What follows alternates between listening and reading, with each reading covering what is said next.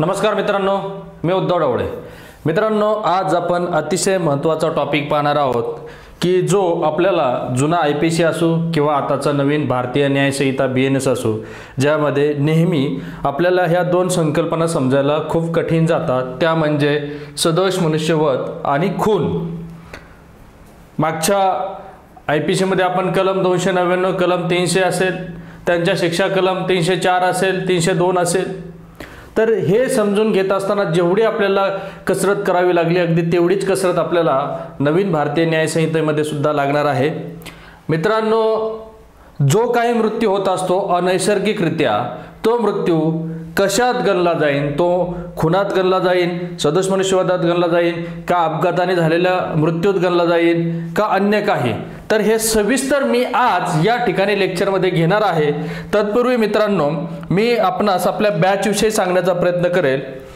ज्यांना कुणाला आपली डिपार्टमेंटल इंटिग्रेटेड बॅच जॉईन करायची असेल, इंटिग्रेटेड म्हणजेच काय, त्याच्यात पूर्व परीक्षेचाही सर्व अभ्यासक्रम घेतला जाईल, मुख्य परीक्षेचाही सुद्धा सर्व अभ्यासक्रम घेतला जाईल, आणि महाराष्ट्रातील नामांकित टीम किंवा नामांकित शिक्षक की ज्यांचे स्वतःचे पुस्तक सुद्धा प्रसिद्ध आहेत, जसे की मराठी व्याकरणाचे गणेश कराडकर सर असतील, मोरा अवलंबेचे पुस्तकांचे लेखक सचिन चौगुले सर असतील, फॉरेन्सिक सायन्स मेडिसिनचे एक्सपर्ट, आणि त्यांचं स्वतःचं पुस्तक सुद्धा आहे. 20 पैकी जवळजवळ 18 प्रश्न गेल्या वर्षीच्या क्वेश्चन पेपरमध्ये आले होते. त्याचबरोबर वैभव सांगळे सर PSI असतील, रुपेश आंबले सर असतील, त्याचबरोबर मी तर सर्वांनाच माहिती आहे. तर आता जी काही 2 ऑक्टोबरला विजयादशमी असेल किंवा महात्मा गांधी जयंती असेल, त्या अनुषंगाने आपण त्या ठिकाणी ऑफर पण जारी केलेली आहे. रघुपती 20 नावाचा ऑफर कोड आहे, ज्यामध्ये तुम्हाला 10,000ची बॅच 8,000ला उपलब्ध होईल. जर तुमचा ग्रुप असेल आणि ग्रुपमध्ये तुम्ही ॲडमिशन घेण्यास इच्छुक असाल, तर तसे तुमचे सर्वांचे नंबर मला माझ्या पर्सनल जो मोबाईल नंबर आहे डिस्क्रिप्शनमध्ये दिलेला आहे, त्यावर तुम्हाला तुमच्या सर्वांचे मोबाईल नंबर मेसेज करायचे आहेत. निश्चितपणे तुम्हाला सुद्धा तिथं 30% डिस्काउंट कुपन कोड दिला जाईल, जेणेकरून तुमचे 10,000च्या कोर्समध्ये जवळजवळ 3,000 रुपये वाचले जातील. तुम्हाला ह्या कोर्समध्ये 2 वर्षाची व्हॅलिडिटी असेल, पाहण्याला लिमिट नाही, तुम्हाला नोट्स मिळतील, मॅन्युअल मिळतील, टेस्ट सिरीज मिळतील, त्याचबरोबर रेकॉर्डेड लेक्चर बरोबर लाईव्ह रिव्हिजन सुद्धा होईल, प्रश्नांचा सराव सुद्धा घेतला जाईल. मित्रांनो, परत जास्त बॅच विषय सांगत नाही. तुम्हाला त्याविषयी सविस्तर जाणून घ्यायचं असेल तर ऑलरेडी आपल्या यूट्यूबला सुद्धा लेक्चर टाकलेले आहे, किंवा आपल्या टेलिग्राम @PSI गुरु या ठिकाणी सुद्धा तुम्हाला त्याच्याविषयी सविस्तर माहिती मिळेल. चला, आता आपण आपल्या टॉपिकवर येऊयात, टॉपिक समजून घेऊयात. मित्रांनो, खूप वेळा समजून येत नाही सदोष मनुष्यवध आणि खून किंवा अन्य रीती झालेला एखादा मृत्यू, समजा हुंडाबळीचा मृत्यू असेल किंवा एखाद्या आत्महत्यातून झालेला मृत्यू असेल, तर प्रत्येकाला शिक्षा वेगळी का? हा निश्चितपणे क्युरिओसिटीचा भाग आहे. कारण माणूस मेलाय हे दिसतंय. कोणामुळे मेलाय? कोणाच्या तरी कृतीला कारणीभूत झालाय, कोणाच्या तरी शब्दाला प्रभावित होऊन मृत्यू झालाय, कोणीतरी त्याला धमकवलंय म्हणून तो आत्महत्या करतो. म्हणजे मृत्यू होतोय, तिथं माणूस मरतोय, माणूस संपतोय. मग त्या मृत्यूला नेमकं म्हणायचं काय आणि कायद्याच्या भाषेत त्याला काय अर्थ आहे, आणि तो जर अपराध असेल तर त्या अपराधाला काय शिक्षा आहे, तर त्या साऱ्या गोष्टी आज आपण ह्या लेक्चरमध्ये समजावून घेणार आहोत. कदाचित हे लेक्चर खूप मोठं होईल, परंतु मित्रांनो तेवढी संकल्पना सुद्धा खूप महत्त्वाची आहे, आणि यावर दरवर्षी 1 किंवा 2 प्रश्न आलेले आहेत. मित्रांनो, तुम्ही पाठीमागच्या सर्व प्रश्नपत्रिका उचकावून पाहू शकता. त्याचबरोबर मित्रांनो, की आता जरी आयोगाचा अभ्यासक्रम जारी नसन झाला तरी आपण संभाव्य अभ्यासक्रम आपल्या टेलिग्रामला, आपल्या अभिनव भारत ॲप्लिकेशनवर आपण दिलेला आहे. त्याची मॅन्युअल सुद्धा उपलब्ध करून दिलेली आहे. त्याची तुम्हाला फक्त प्रिंट मारायची, आणि तुम्हाला ते जे काही कलम आपण क्लासमध्ये घेणार आहोत त्याचे दिलेल्या ट्रिक्स असतील. तुम्हाला कलम सुद्धा पाठ करायची गरज नाही. त्या ट्रिक्स लिहून घ्यायच्यात, उदाहरणं लिहून घ्यायच्यात, महत्त्वाचे सांगितलेले खटले लिहून घ्यायचेत, आणि सोबत जी काही संकल्पना आहे ती सविस्तर समजावून घ्यायची. मित्रांनो, कायदा आपला काय करतो? दंड संहिता असेल, पहिली दंड संहिता होती IPC, आता फक्त भारतीय न्याय संहिता हे नामांतर केले. पहिलं दंड देण्याच्या उद्देशाने बनवलेली दंड संहिता होती, असा त्याचा अर्थ काढला जायचा. आता न्याय संहिता म्हणजे काय? आता व्हिक्टिमला फोकस करून त्याला न्याय देण्याच्या उद्देशाने बनवलेली न्याय संहिता आहे. म्हणजे पहिला आरोपीला शिक्षा देण्याच्या अनुषंगाने केंद्रित कायदा होता, आता इथं व्हिक्टिमला म्हणजे या ठिकाणी बळीला, पीडितेला न्याय देण्याच्या अनुषंगाने बनवलेला कायदा आहे. तर मित्रांनो, या ठिकाणी जर मृत्यू घडून आला, तो मृत्यू कोणत्या प्रकारचा आहे, कसा घडून आला, कुणाकडून घडून आला, त्यातून त्याचा अर्थ निघणार आहे. तर आपण समजून घ्यावू, या ठिकाणी तो मृत्यू म्हणजे अनैसर्गिक मृत्यू असेल. म्हणजे या ठिकाणी नैसर्गिक मृत्यू हा अपराधात येणार नाही. जसं की एखादा 100 वर्षाचा वय निघून गेलं आणि त्याला आता बिचाराला अन्न पाणी जात नाही आणि तो वृद्धापकाळाने निधन होतं. जर त्याचं वृद्धापकाळाने निधन होत असेल तर तो मृत्यू नैसर्गिक मृत्यू असेल. किंवा एखाद्याला कॅन्सर झालाय आणि कॅन्सरचे तो ट्रीटमेंट घेतोय, परंतु कॅन्सरला परिपूर्ण अशी ट्रीटमेंट नसल्यामुळं तो कालांतराने काय होतं, त्याचं निधन होतं. म्हणजे तो सुद्धा एक आपण प्रकारे काय म्हणू शकतो, त्याला प्राप्त झालेला नैसर्गिक मृत्यू म्हणूयात. आता या ठिकाणी अनैसर्गिक मृत्यू. आता अनैसर्गिक मृत्यू कसे असू शकतात? एखाद्याला हाणून मारून त्याचा एखाद्याला बोकसणं, खुपसणं, किंवा या ठिकाणी काही हत्यारांचा वापर करणं, किंवा गाडीखाली चिरडणं, किंवा एखाद्याने गळाला फास लावून घेणं, किंवा फास लावून मारणं, किंवा पाण्यात बुडणं, मरणं, हे सारे अनैसर्गिक मृत्यू आहे. भले की एखादा प्राणी चावून आलेला मृत्यू हा सुद्धा अनैसर्गिक आहे, साप चावून आलेला मृत्यू हा सुद्धा अनैसर्गिक आहे. आता या ठिकाणी मित्रांनो, आपण पाहतोय जो अनैसर्गिकरित्या आलेला मृत्यू असेल, तो अनैसर्गिकरित्या आलेला मृत्यू हा मनुष्यवध होईल का, सदोष मनुष्यवध होईल का, तो अपघाती मृत्यू होईल का इतर. आता इतरमध्ये सुद्धा आपल्याला पाहायचे त्याचे प्रकार. म्हणजे कल्पेबल होमिसाइड नसलेला मृत्यू. नसलेला म्हणजे उदाहरणार्थ एखाद्या डॉक्टरच्या हलगर्जीपणामुळे आलेला मृत्यू असेल, किंवा एखादा वाहन चालक असेल आणि त्याने काय केले, बेदरकारपणे वाहन चालवली, परंतु त्या ठिकाणी त्याचा कोणताही उद्देश नसतो किंवा त्याला तशी जाणीव नसेल आणि त्यातून समोरच्याचा मृत्यू घडून आला असेल, तर तो सुद्धा कल्पेबल होमिसाइड नसलेला मनुष्यवध होतो. त्याला आपण काय म्हणू शकतो, तो एक इतरमध्ये म्हणू शकतो. किंवा इथं आपण घेऊ शकतो इतरमध्ये आत्महत्या. आता आत्महत्या कशा प्रकारची असू शकते? एखाद्याने चितावणी दिलेली असेल, मग आपल्याला त्याचे पुढचे कलम पाहिजेत. तर आतमध्ये तुम्हाला पाहायला भेटेल की एखादा नशेतील व्यक्ती असेल, एखादा अल्पवयीन व्यक्ती असेल, त्या अज्ञान व्यक्तीला काय केलं, आत्महत्या करण्याची चितावणी दिली असेल, तर तिथं सुद्धा शिक्षा आजन्म मृत्यूदंडापर्यंत शिक्षा आहे. एखाद्या सर्वसाधारण व्यक्तीला आत्महत्या चितावणी दिली तर त्याला सुद्धा, म्हणजे हा सुद्धा आत्महत्या झाली, समोरच्या व्यक्तीने सुसाईड.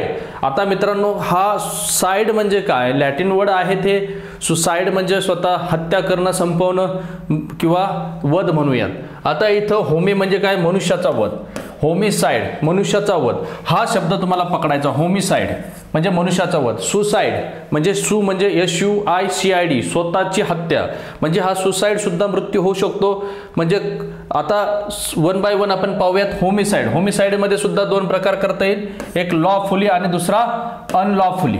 लॉफुलीमध्ये काय येईल, समजा उदाहरणार्थ एखाद्या महिलेवर अतिप्रसंग आलाय आणि अतिप्रसंग टाळण्यासाठी ती काय करते, सेल्फ डिफेन्स करते, स्वसंरक्षणार्थ बचाव करते. त्या बचावाच्या ओघात काही बचावात्मक कृती करते. मग समोरच्याला, त्या आरोपीला ती काय करते, बळाचा वापर करते बचावात्मक, आणि समोरच्या आरोपीच्या डोक्यात ते एखादी काचेची बाटली फोडते आणि तो आरोपी मरतो. त्या आरोपीचा झालेला मृत्यू हा सुद्धा एक प्रकारे मनुष्यवध आहे, परंतु तो लॉफुली होमिसाइड आहे. लॉफुली म्हणजे कायद्याच्या चौकटीत बसणार. आता कायद्याच्या चौकटीत कसा बसतो, तुम्हाला माहिती असेल की तुम्ही BNSचे जे कलम आहेत, जसं की IPCचे जुने कलम पाहिले 100, 105. 100 मध्ये आपण पाहिलं होतं की 7 परिस्थितीत बचावात्मक सेल्फ डिफेन्समध्ये काही ॲक्टिव्हिटी करत असताना समोरच्या व्यक्तीचा मृत्यू घडून आला तर तो मृत्यू, तो अपराध होत नाही किंवा तो सदोष मनुष्यवध होत नाही किंवा खून होत नाही. तर त्या ठिकाणी त्या आरोपीला काय मिळते, सवलत मिळते किंवा तो निर्दोष साबित होतो. परंतु बर्डन ऑफ प्रूफ पूर्णपणे आरोपीवर असतो, म्हणजे ज्याच्या हातून मृत्यू घडून आलाय त्याच्यावर असतो. मध्ये मालमत्तेचं संरक्षण करत असताना 5 परिस्थितीत आपण पाहिलं होतं. अगदी आता तेच नवीन जे कलम आहेत BNS मध्ये, ज्यांनी आपले लेक्चर पाहिले असेल, ऑलरेडी आपण आपल्या ॲप्लिकेशनवर पहिले प्रकरण 5 आपण सविस्तर शिकवलेले आहेत आणि प्रत्येक प्रकरणाची ट्रिक्स दिलेल्या आहेत, प्रत्येक कलमाची ट्रिक्स दिलेल्या आहे, प्रत्येक व्याख्याची सुद्धा ट्रिक्स दिलेल्या आहे. त्याच्यामुळे ते लेक्चर पाहिल्यानंतर तुमच्या लक्षात येईल. या ठिकाणी सुद्धा आपल्याला ज्या काही सर्वसाधारण अपवादाचं प्रकरण आहे, जनरल एक्सेप्शन प्रकरण 3, शिक्षेपासून फ्री, 14 ते 44 असा विस्तार आहे आणि त्या 14 ते 44 मधला कलम 38 असेल. जसं IPCच्या कलम 100च्या त्या 7 परिस्थिती, इथं जीविताच्या संरक्षणाच्या संबंधित आणि मालमत्तेच्या संरक्षणाच्या संबंधित इथं कलम 41 मध्ये तुम्हाला पाहता येईल 5 परिस्थिती आहे की सेल्फ डिफेन्समध्ये सुद्धा आपण पाहतो एखाद्याला कैद होत असन, एखाद्याचं अपहरण होत असन, एखाद्याला जीवे मारले जात असन, एखाद्यावर बलात्कार होत असन, एखाद्यावर अनैसर्गिक संबंध प्रस्थापित होण्याचा प्रयत्न होत असेल आणि एखाद्याला या ठिकाणी जबरदखवापत होण्याची शक्यता असेल तर त्या सेल्फ डिफेन्सच्या ओघात समोरच्या व्यक्तीचा मृत्यू घडून आला तर तो काय होतो, होमिसाइडच होतो, मनुष्यवध होतो, परंतु तो लॉफुली होमिसाइड होतो, कायद्याच्या चौकटीत बसणारा मनुष्यवध होतो. इथं त्याला शिक्षा होणार नाही, परंतु त्याला ते बचावात्मक केलेल्या कृती समर्थनार्थ होत्या हे साबित करण्याचा बोजा मात्र त्या आरोपी व्यक्तीवर असतो, हे लक्षात ठेवा.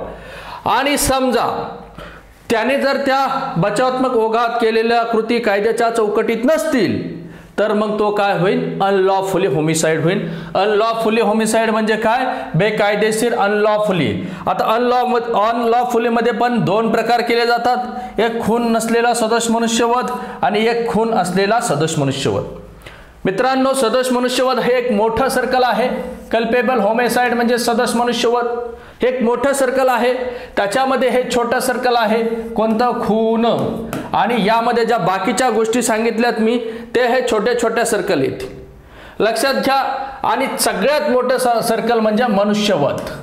मनुष्यवध म्हणजे हे झालं व्हेन्स डायग्राम. व्हेन्स डायग्राम मध्ये तुमच्या लक्षात येईल की आपण ज्या वेळेस खुनाची व्याख्या समजून घेणार आहोत पुढच्या कलमामध्ये, जसं IPCच्या कलम 300 मध्ये समजून घेतला, तिथे सुद्धा 5 एक्सेप्शन आहे, 5 अपवाद आहेत. आणि त्या 5 अपवादात का आहे की तो आपल्याला जणू खून वाटतो परंतु तो खून नसतो, तर तो सदोष मनुष्यवध असतो. जसं की खून नसलेला सदोष मनुष्यवध म्हणजे काय की एखाद्या पुरुषाला त्याच्या पत्नीचे वा बाह्य संबंध दिसून आले आणि त्याला अकस्मात राग येतो आणि त्या रागाच्या भरात समोरच्या व्यक्तीचा मृत्यू घडून आणतो, तर तो खून ठरेल का, तर अजिबात नाही, तर तो सदोष मनुष्यवध ठरेल. किंवा एखाद्या व्यक्तीचे आणि अन्य व्यक्तीचे रागातून किंवा भांडणातून काही कृती होतात आणि एकमेकांचा एखाद्याचा मृत्यू घडून येतो किंवा तिराईत व्यक्तीचा जो सोडवायला भांडणं येतो त्याचा मृत्यू होतो, तर तो सदोष मनुष्यवध होतो. राग पण तो वैद्य असला पाहिजे, उकरून काढलेला नसावा.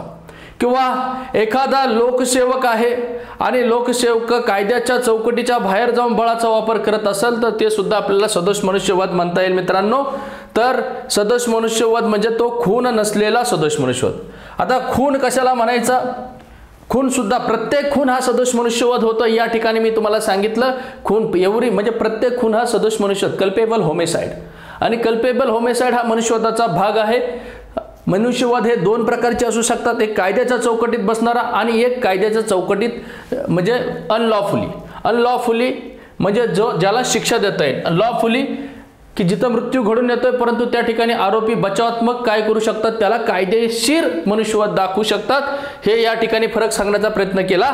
आणि अपघातीमध्ये काय मित्रांनो, आता तुम्हाला हाच BNSचा कलम 18 ज्यावेळेस तुम्ही अभ्यासाल त्यावेळेस लक्षात येईल की कायदेशीररित्या जर एखादी कृती करत असताना, जसं की तुम्ही एखादी गाडी चालवता, तुमच्याकडे लायसन आहे, गाडी एकदम नवीन आहे, इन्शुरन्स आहे आणि रोडवर चालता चालता अचानक एखादं जनावर आडवं आलं आणि त्यात एखाद्या माणसाच्या अंगावर तुम्ही गाडी घातली किंवा काहीतरी झालं, तर ते कायद्याच्या चौकटीत असल्यामुळे समोरच्या व्यक्तीचा मृत्यू झाला, तर अपघाती झाला, ॲक्सिडेंटल डेथ झालेली आहे, त्याच्यामुळे इथं सुद्धा तो काय असणार आहे, लॉफुलीच असणार आहे. आणि मित्रांनो, याची सुद्धा ट्रिक्स आपण त्या ठिकाणी दिलं होतं. 18 रस्त्यावर उतरायचा नाही, जुना खटारा म्हणजे बेकायदेशीर साधनांच्या माध्यमातून जर मृत्यू घडून आला तर तो सदोष मनुष्यवध मध्ये मोडेल, हे लक्षात ठेवा. कायदेशीर साधनं असले पाहिजे आणि त्याचा वापर तुम्ही म्हणजे जुना खटारा वापरून रस्त्यावर गाड्या चालवायच्या आणि एखाद्याला मारायचं मात्र मग तुम्हाला या कलमाचा बचाव मिळणार नाही. ॲक्सिडेंटल मध्ये सुद्धा मी तुम्हाला सांगितलं कल्पेबल होमिसाइड नसलेला सुद्धा मृत्यू होऊ शकतो. एखादा बेदरकारपणे वाहन चालवतोय, समोरच्याचा मृत्यू घडून आणतोय, तर अशा वेळेस त्याला सुद्धा शिक्षा आहे, परंतु तो कल्पेबल होमिसाइड होणार नाही. त्याच्या त्या हलगर्जी बेदरकारपणाची त्याला शिक्षा असणार आहे. वाहन असेल तर त्याला 5 वर्षाची शिक्षा असणार आहे आणि जर तो डॉक्टर असेल तर त्याला 2 वर्षाची शिक्षा असणार आहे. आपण ते पुढे पाहणार आहोत. आत्महत्या, एखाद्या नशेतील व्यक्तीला अल्पवयीन मुलाला आत्महत्यास चिथावणी दिली तर त्याला पुढे जाऊन कलम 7 आपण पाहणार आहोत. तर शिक्षा मात्र 10 वर्षापासून तर पुढे पार मृत्यूदंडापर्यंत सुद्धा शिक्षा असेल. अल्पवयीन मुलगा असतो, नशेतील व्यक्ती असतो, त्याला विचार करण्यास तो सक्षम नसतो, म्हणून त्याला शिक्षा जास्त दिली त्या आरोपीला. पण समजा तोच आत्महत्या करणारा वयाच्या 18च्या पुढील व्यक्ती असेल तर त्याला आत्महत्या चितावणी दिली तर याला सुद्धा 10 वर्ष ते आजन्म आपल्याला शिक्षेची तरतूद पाहायची. म्हणजे एखाद्याची आत्महत्या झाली तो सुद्धा एक मृत्यू आहे आणि तो मृत्यू आपण इतरमध्ये घेतलेला आहे. असा चार्ट तुम्हाला कुठेही पाहायला भेटणार नाही. तो संकल्पना समजण्यासाठी आपण चार्टच्या रीतीने हे संकल्पना समजून देण्याचा प्रयत्न करतोय. जे तुम्हाला आता मी वरवर सांगितलंय तेच तुम्हाला सविस्तर डिटेल्समध्ये डीपमध्ये दाखवण्याचा मी प्रयत्न करणार आहे. मित्रांनो, याच्यात सुद्धा बेकायदेशीर म्हणजे अनलॉफुली खून नसलेला सदोष मनुष्यवध आणि खून हे हळूहळू तुम्हाला दाखवेलच. चलो, आता सुरुवातीला सांगितलं होतं व्हेन डायग्रामच्या माध्यमातून हे बघा. छोटा सर्कल घेतला खून, सर्व खून हे काय होणार आहे? होमिसाइड, कल्पेबल होमिसाइड म्हणजे सदोष मनुष्यवध. काय होणार आहे? सदोष मनुष्यवध. नंतर सदोष मनुष्यवध हा सुद्धा एक म्हणजे इथं आपण काय म्हणू शकतो, मनुष्यवध हा जो सर्कल आहे याच्यामध्ये सुद्धा हा मोठा सर्कल असेल. याच्यामध्ये बाकीचे मनुष्यवध लॉफुली पण असू शकतात. म्हणजे जसं की BNSचा कलम 38 सेल्फ डिफेन्समध्ये केलेला 41 आणि अनलॉफुलमध्ये हे येतील समजा. म्हणजे लॉफुली अनलॉफुली आपण याचं स्ट्रक्चर करू शकतो. Okay, unlawfully lawfully. अनलॉफुलीमध्ये अजून काय काय बसू शकतो की जसं की मी तुम्हाला सांगितलं हुंडाबळी पण बसू शकतो. हुंडाबळीचा पण कलम त्याच्यात पण मृत्यू घडून येतो मित्रांनो. त्याचबरोबर आत्महत्या चितावणी देणं, आत्महत्या वगैरे ह्या सगळ्या गोष्टी या ठिकाणी बसू शकतात. हे आपण कशाचा चार्ट काढलाय, कशाच्या व्हेन डायग्राम्स काढली तर अनैसर्गिकरित्या एखाद्याला मृत्यू झाला आणि त्या मृत्यूस एखादा व्यक्ती कारणीभूत असेल. ओके, मग त्या व्यक्तीचा त्यामध्ये उद्देश असेल, त्याला त्या उद्देश नसला तरी त्याला त्या घटनेची जाणीव असेल, त्याची संभवनीय शक्यता माहिती असेल तर त्या ठिकाणी त्या संबंधित व्यक्तीला जबाबदार धरला जाईल. आता आपण सदोष मनुष्यवध समजून घेणार आहोत. एखाद्या व्यक्तीची कृती कारणीभूत असेल, एखाद्याच्या मृत्यूस एखाद्याची कृती कारणीभूत असेल, त्या कृती करण्यामागे त्याचा काय असेल? उद्देश असेल. लक्षात घ्या, उद्देश असेल. उद्देश नसेल तर जाणीव असेल, जाणीव नसेल तर परिणामाची शक्यता.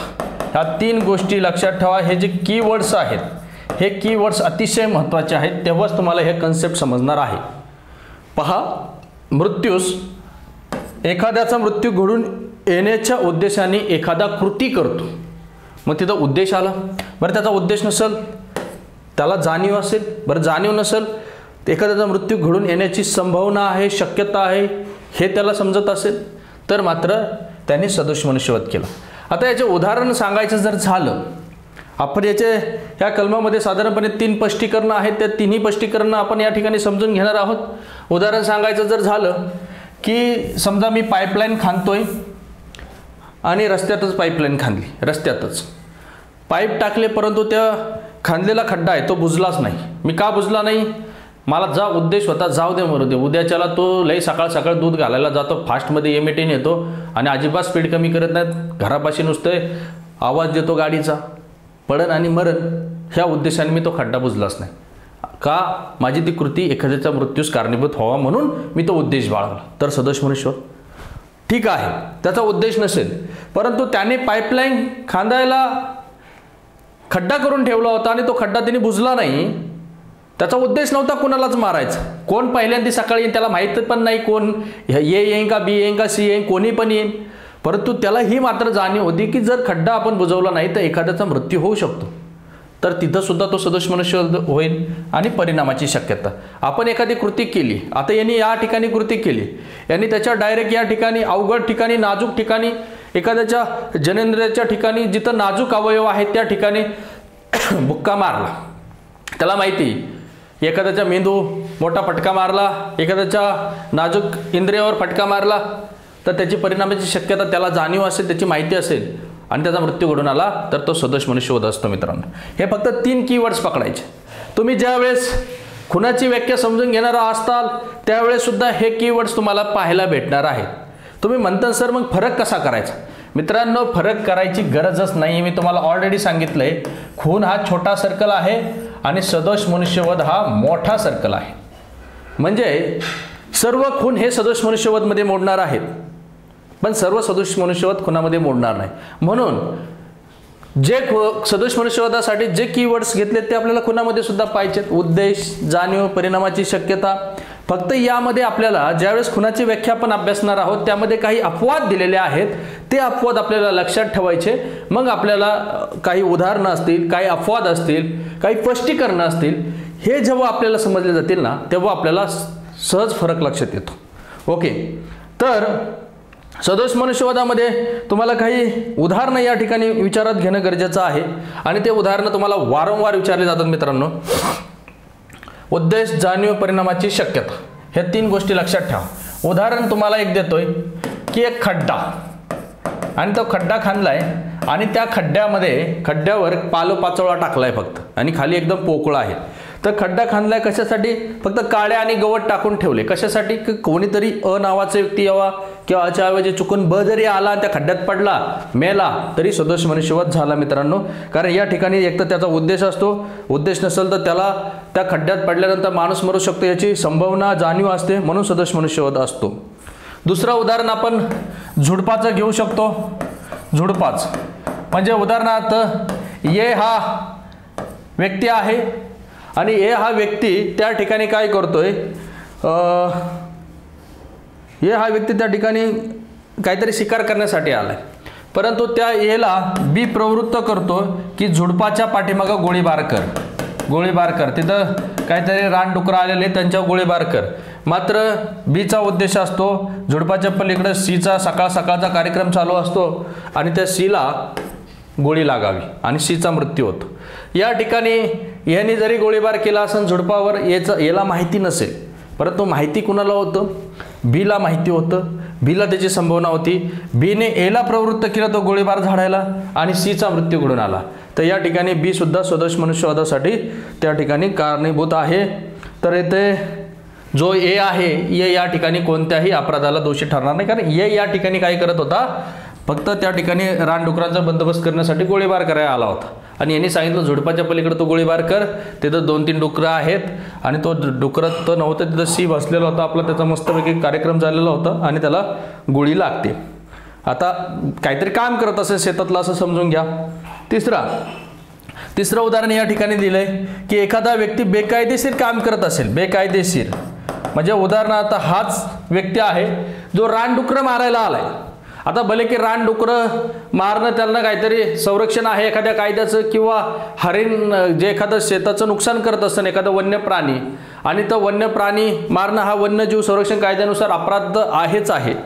म्हणजे एखादा बेकायदेशीर काम करत असेल आणि तो बेकायदेशीर म्हणजे एखाद्या पक्षाला मारण्याचं काम करत असेल, हा असा व्यक्ती तो सुद्धा या ठिकाणी आपण एज घेऊयात. हा ए व्यक्ती बेकायदेशीर काम करतोय पक्ष्यांना मारण्याचं, आणि परंतु त्याला या ठिकाणी काय चुकून त्याच्याकडून त्या झुडपाच्या पलीकडे ब मारला जातोय, ब किंवा सी मारला जातो. म्हणजे त्याला माहिती नव्हतं. तो जरी तिथं या ठिकाणी चुकीचे कामं करत असेल, पक्षी मारणं हा कायद्याच्या चौकटीत नसेल, प्राणी मारणं हा कायद्याच्या चौकटीत नसेल, तो बेकायदेशीर कृत्य जरी करत असला, परंतु त्याला या ठिकाणी बीला मारण्याचा अजिबात उद्देश नव्हता किंवा तशी त्याला संभावनाही माहिती नव्हती. हे तिसरं उदाहरण. हे जरी दुसरं आणि तिसरं उदाहरण समान वाटत असलं, तिथं दुसऱ्या उदाहरणात एक जण प्रवृत्त करतोय, जो प्रवृत्त करतोय तो सदोष मनुष्यवधाला कारणीभूत ठरतोय. म्हणजे इथं बी प्रवृत्त करत होता एला, तिथं सी मरत होता. इथं बेकायदेशीर कृती करत असताना, पक्ष्यांना मारत असताना, या ठिकाणी प्राण्यांना मारत असताना चुकून त्याच्याकडून एखादा व्यक्ती मरतो. या ठिकाणी व्यक्ती मारण्याचा त्याचा कोणताही उद्देश नव्हता किंवा त्याला कोणतीही जाणीव नव्हती, म्हणून हा सुद्धा एक सदोष मनुष्यवध या ठिकाणी होईल का? तर नाही होणार. म्हणजे या ठिकाणी त्याला जाणीवच नव्हती, त्यामुळे तो अपराध होणार नाही. म्हणजे कोणत्याही प्रकारचा त्या ठिकाणी अपराध होत नाही. मित्रांनो, याला सुद्धा 3 स्पष्टीकरणं आहेत. ते स्पष्टीकरणं तुम्हाला माहिती असणं गरजेचं आहे. तर स्पष्टीकरण याच्यामध्ये काय काय स्पष्टीकरण आहेत? एखादा आपल्याला माहिती आहे गर्भपाताशी संबंधित अपराध आपण पाहिलेले आहे BNS मध्ये, ऑलरेडी तुम्हाला अभ्यासक्रमात नाही आहेत, परंतु मी सुरुवातीच्या नवीन कायद्यामध्ये सगळ्या गोष्टी घेतल्यात बालकांशी संबंधित असल्यामुळे, महिलांशी संबंधित असल्यामुळे. 88 ते कलम 88 ते कलम 92. तर एखाद्या गर्भपाताशी संबंधित, गर्भपाताशी म्हणजे भ्रूणाची हत्या केली, पोटात एखाद्या भ्रूणाला मारलं, तर ते गर्भपाताशी संबंधित अपराध होत होते, भ्रूणाशी संबंधित अपराध होत होते. परंतु त्याच पोटातील जो एखादा स्पंदन पावणारा बालक असेल, त्याचा एखादा गर्भाचा भाग शरीराच्या बाहेर काढून त्याला मारलं जात असेल, म्हणजे भले की तो त्या गर्भाने त्या बाळाने श्वासोच्छ्वास केलेला असो नसो, त्याची वाढ झालेली असो नसो, परंतु आईच्या शरीरातून जेव्हा त्या गर्भाचा एखादा भाग काढला जात असेल, मग त्याची वाढ झालेली असो नसो, त्याने श्वासोच्छ्वास केलेला असो नसो, तो सुद्धा एक सदोष मनुष्यवध होतो. त्याचं एक स्पष्टीकरण या ठिकाणी दिलेलं आहे. त्याचबरोबर स्पष्टीकरण 1 मध्ये काय, एखादा दुर्बल व्यक्ती असतो, आजारी व्यक्ती असतो, आणि हा समजा दुर्बल व्यक्ती आहे, आजारी व्यक्ती आहे, वयस्कर व्यक्ती आहे, म्हणजे या ठिकाणी याला जाणीव असते किंवा तशी एखादी कृती करण्यामागे उद्देश असतो. एखादा त्याला फटका दिला, ठोसा दिला, सांगा मला 100 वर्षांच्या आजोबाला की एखादा आजारी व्यक्ती आहे, त्याला दम्याचा फुफ्फुसाचा वेगवेगळा त्रास आहे, त्याला उभं राहता येत नाही, त्याला असा ठोसा दिला तर निश्चितपणे त्या दुर्बल व्यक्तीला मृत्यू लवकर येणार आहे. निसर्ग नियमाप्रमाणे त्या व्यक्तीचा मृत्यू लवकर घडून येतो, म्हणजेच हा सुद्धा एक सदोष मनुष्यवध मानला जाईल. हे स्पष्टीकरण 1 लक्षात ठेवा. आता सर्वसाधारण एखाद्या हेल्दी व्यक्तीला असा ठोसा मारला तर त्याला काही होणार नाही.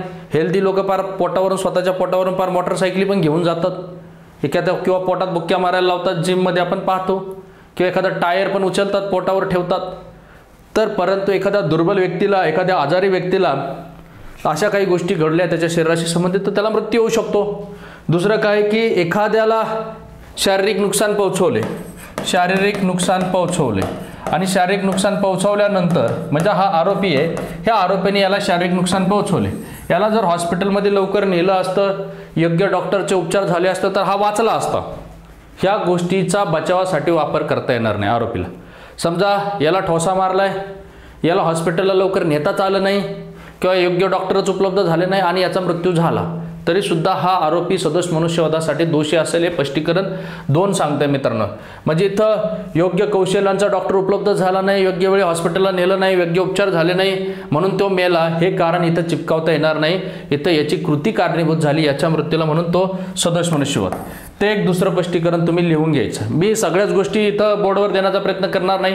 मी जे सांगतोय त्या शब्दाला पकडायचा आणि तुम्ही रनिंग नोट्स काढायचा प्रयत्न करायचा. ऑलरेडी मी तुम्हाला मॅन्युअल दिलेले आहेत आपल्या ॲप्लिकेशनमध्ये, त्या मॅन्युअलच्या प्रिंट मारायच्या, जेणेकरून तुम्हाला अभ्यासक्रम लक्षात येईल आणि स्वतःच्या नोट्स काढल्यानंतर तुम्हाला भरमसाठ पुस्तके वाचण्याची आवश्यकता राहणार नाही. आता तिसरं स्पष्टीकरण म्हणजे आईच्या पोटातील, म्हणजे शरीराच्या बाहेर आलेला गर्भ, शरीराच्या बाहेर आलेला गर्भ, लक्षात ठेवा. आईच्या शरीराच्या बाहेर आलेला गर्भ म्हणजे आईच्या पोटातल्या पोटात एखादा गर्भ मारला किंवा हे झालं तर त्याला BNSच्या कलम 88 ते 92 नुसार त्याच्या कारवाई आहे. PCPNDT ॲक्ट आहे, हे जे सारे कायदे आहेत, MTP ॲक्ट आहेत मित्रांनो. परंतु आईच्या शरीराच्या बाहेर एखाद्या गर्भाचा भाग काढला जातो, त्यांनी श्वासोच्छ्वास केलेला असो नसो, त्याची वाढ झालेली असो नसो, तर मात्र तो सदोष मनुष्यवध या सदरात मोडेल. परंतु पोटातल्या पोटात जर मारलं गेलं असेल आणि त्याचा कोणताही त्या गर्भाचा भाग शरीराच्या बाहेर काढलेला नसेल, म्हणजे गर्भातील जीवाचा, तर तो मात्र सदोष मनुष्यवध होणार नाही. त्याचा गर्भातील जीवाचा एखादा भाग बाहेर काढलेला असेल तर तो सदोष मनुष्यवध होईल. हे शब्द लक्षात ठेवायचा. तुमची कृती जी असते ती मृत्यू घडवून आणण्याच्या अनुषंगाने कृती असते, मग ते उद्देशाने असेल, मृत्यू घडवून आणण्याच्या उद्देशाने कृती असेल. बरं, तुमच्या कृतीचा उद्देश नसेल परंतु कृतीमागील जाणीव असेल किंवा त्या परिणामाची शक्यता असेल, संभावना असेल, ह्या 3 कीवर्ड्स तुम्हाला लक्षात ठेवायची. तर यामुळं काय होतंय की एखाद्याचा मृत्यू घडून येत असेल तर त्याला सदोष मनुष्यवध म्हणायचं. आता मित्रांनो, सर्व म्हणजे खून हे सदोष मनुष्यवधातच मोडतात, म्हणून आता आपल्याला खुनाकडे जायचे. आता हे कलम 100चा जो शिक्षा कलम आहे ते आपल्याला पुढे कलम 105 मध्ये सविस्तर पाहायचं आहे, ते तुम्हाला मी सांगणारच आहे. परंतु आधी संकल्पना समजून घ्या. जसं की IPCचा कलम 299 मध्ये सदोष मनुष्यवधाची व्याख्या होती आणि त्याचा शिक्षा 304 मध्ये होती. अगदी तसंच फक्त 5चा फरक पकडायचा. इथं 100 मध्ये व्याख्या आहे, 105 मध्ये शिक्षा आहे आणि 106 मध्ये सुद्धा सदोष मनुष्यवध नसलेला मृत्यू, ते सुद्धा समजून घ्यायचं. आता इथे 101 खून, ह्या खुनामध्ये सुद्धा 5 अपवाद वगळून, आता हे 5 अपवाद काय ते मी तुम्हाला सांगणारच आहे. 5 अपवाद वगळून किंवा 5 बाबी वगळून, हे 5 अपवाद मी तुम्हाला अतिशय सोप्या आणि साध्या ट्रिक्समध्ये समजून सांगणार आहे. हा खून म्हणजे खून सुद्धा सदोष मनुष्यवध होतात. म्हणजे इथं सुद्धा कृतीमागे उद्देश असतो, जाणीव असते, परिणामाची शक्यता असते. कारण ऑलरेडी मी तुम्हाला सांगितले की सर्व खून हे सदोष मनुष्यवध असतात. लक्षात घ्या. मृत्यू एक मोठा सर्कल आहे. त्या मृत्यूमध्ये 2 भाग केले जातात, एक लॉफुली, एक अनलॉफुली. लॉफुलीमध्ये आपण कायद्याच्या चौकटीत बसणारे असतील अनलॉफुलीमध्ये एक म्हणजे मनुष्यवादाच्यातलाच एक सदोष मनुष्यवाद घ्यायचा आणि त्या सदस्य मनुष्यवादामध्ये एक छोटा सर्कल खुनाचा घ्यायचा. आता मित्रांनो, या ठिकाणी उद्देश असतो, जाणीव असते, परिणामाची शक्यता असते. बरे कधी कधी उद्देश जाणीव काहीच नसतं, परंतु कृती इतकी भयानक असते, कृती इतकी भयानक असते की समोरच्या व्यक्तीचा म्हणजे क्रूर असते, क्रूर. समजा उदाहरणार्थ बघा, एखाद्या महिलेवर अतिप्रसंग होत असताना त्या आरोपीचा उद्देश त्या महिलेला जीवे मारण्याचा नसतो, परंतु तो तिच्याशी तो लैंगिक संबंध प्रस्थापित करत असताना, अतिप्रसंग करत असताना त्या महिलेला त्याचा इतका भयानक त्रास होतो किंवा क्रूर त्या ठिकाणी त्याची कृती असते, तर त्या महिलेचा मृत्यू होतो, तर त्याला सुद्धा खून कन्सिडर केला जाईल. म्हणजे एखाद्याचा उद्देश नसेल, जाणीवे नसेल, परंतु कृती भयानक असेल तरी सुद्धा त्याला खून म्हणायचं. म्हणजे इथं सुद्धा मित्रांनो खुनामध्ये जीवे मारण्याचा हेतू असतो, म्हणजे उद्देश असतो. इथं मुळातच हेतू जीवे मारण्याचा असतो, मुळातच हेतू जीवे मारण्याचा असतो, म्हणजे इथं तो उद्देश असतो. नंतर जाणीव असते, लक्षात घ्या, कृत्यामुळे जीव जाईल याची जाणीव असते. त्याचबरोबर हेतू इरादा नसतो, परंतु कृती खूप धोकादायक असते आणि त्या ठिकाणी मृत्यू हमखास येतो. त्याचबरोबर निसर्ग नियमाप्रमाणे, एक लक्षात घ्या, निसर्ग नियमाप्रमाणे मृत्यू होतो,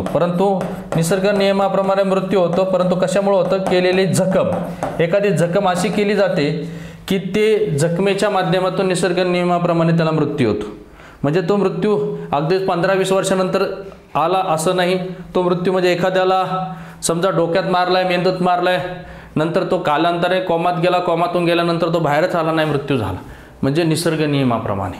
एखाद्या अतिप्रसंग झालेल्या महिलेच्या बाबतीतही तसंच होतं की ती जखम इतकी भयानक असते की निसर्ग नियमाप्रमाणे काय होतंय की त्याचा मृत्यूस पुरेसे असते, म्हणजे तो सुद्धा खून या ठिकाणी सदरात मोडेल.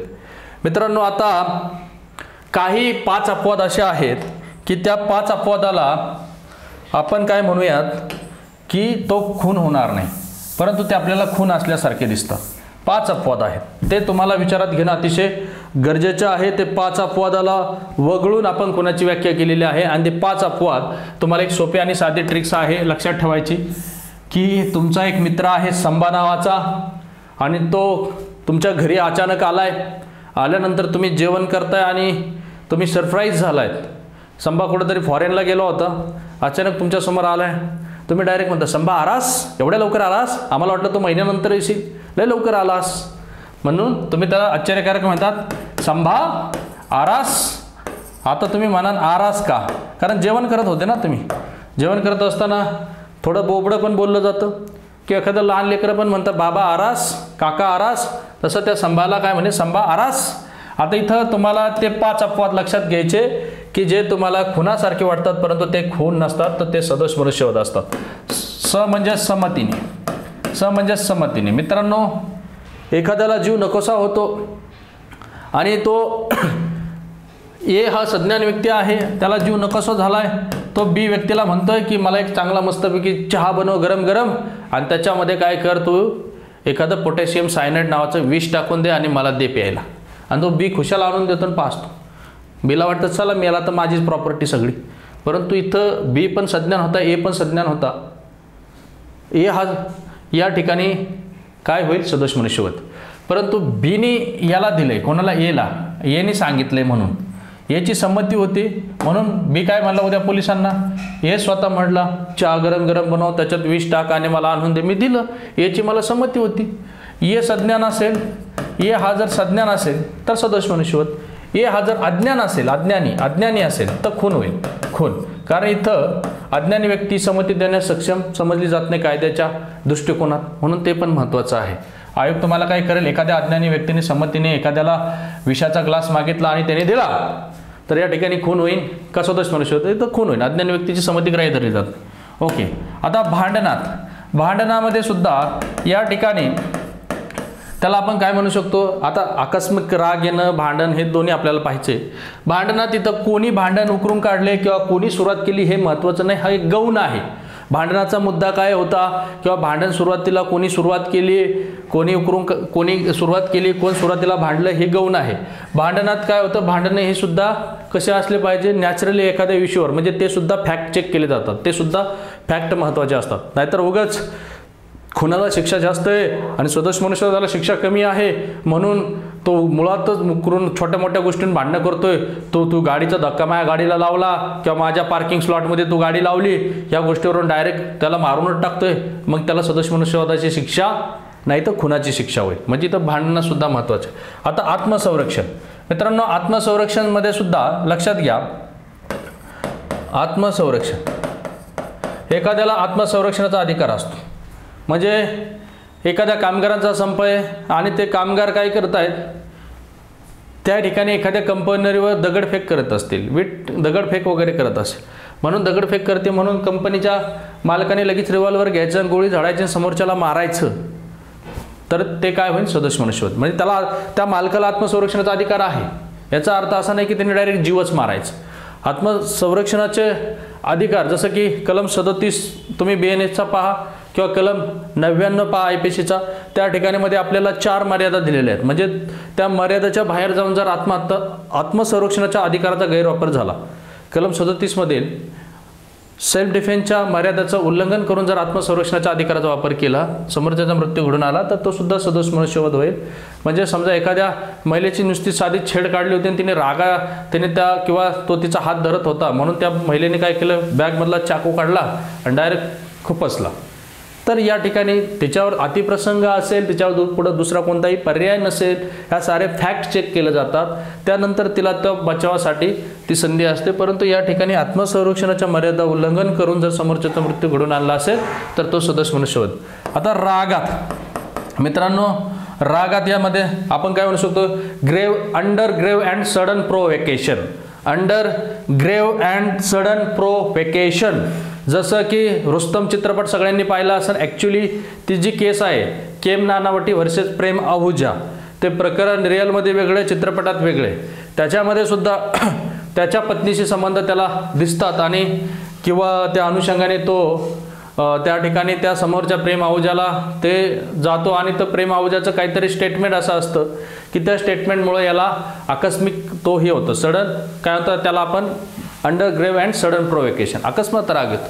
समजा एखाद्याच्या आईवडिलांवर त्याच्यासमोर काहीतरी अपमानकारक बोललाय, तर समोरच्याला अकस्मात राग येतो. तो अकस्मात राग येण्यासाठी ती गोष्ट महत्त्वाची आहे, ते तथ्य महत्त्वाचे आहे. उगाच काहीतरी स्वतः नोकरून काढायचं, कायद्याचा बचावासाठी वापर करायचा म्हणून स्वतः नोकरून काढलेला नसावं आणि ज्याच्यामुळे तो राग आला त्या संबंधित व्यक्तीच्या विरोधात त्याची कृती असावी.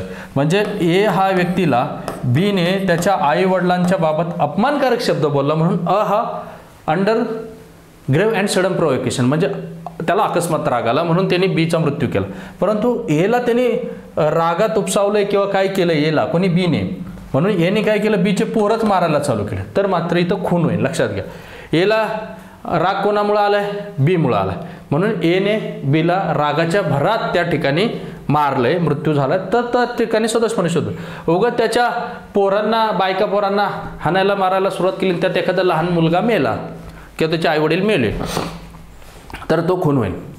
किंवा ए आणि बी यांचे भांडणं चालू असेल किंवा रागात एकमेकांची ॲक्टिव्हिटी चालू असेल आणि या ठिकाणी भांडणं मिटवायला डी घुसत असेल, डी लक्षात घ्या, डी हा या ठिकाणी भांडणं मिटवायला घुसत असेल, पण एवर स्वतःचं कंट्रोल राहिलेलं नाही आहे. ए हा बीला मारत होता, पण बी बाजूला सरकतो आणि एच्या हातातला चाकू डीच्या शरीरात घुसतो आणि डी मरतो. तर या ठिकाणी एचा उद्देश मात्र डीला मारण्याचा नव्हता, जाणीव तशी नव्हती आणि हे सगळं कसं होतं, अंडर ग्रेव्ह अँड सडन प्रोव्होकेशनमध्ये घडतं, अकस्मात घडतं, रागात घडतं किंवा भांडणात घडत असेल, तर इथं त्याला सदोष मनुष्यवध म्हणता येईल. आता पाचवा अपवाद जो आहे तो सरकारी, लक्षात घ्या, सरकारी सेवक. आता उदाहरणार्थ सरकारी सेवकाला सुद्धा बळाचा वापर करण्याचा अधिकार आहे. तोला एखादा मृत्यूदंडाच्या शिक्षेतला अपराधी असन, आजन्म कारावासाच्या शिक्षेतला अपराधी असन, त्याला अटक करत असताना किंवा पळून जात असेल तर त्याला प्रतिबंध करत असताना पर त्याचा समोरच्याचा मृत्यू घडून आणणे इतपत त्याला बळाचा वापर करता येतो. ते ऑलरेडी आपण CRPC मध्ये शिकलोय. आता आपल्याला भारतीय न्याय सुरक्षा म्हणजे भारतीय नागरिक सुरक्षा संहिता म्हणजे BNSS मध्ये सुद्धा पाहायचं आहे.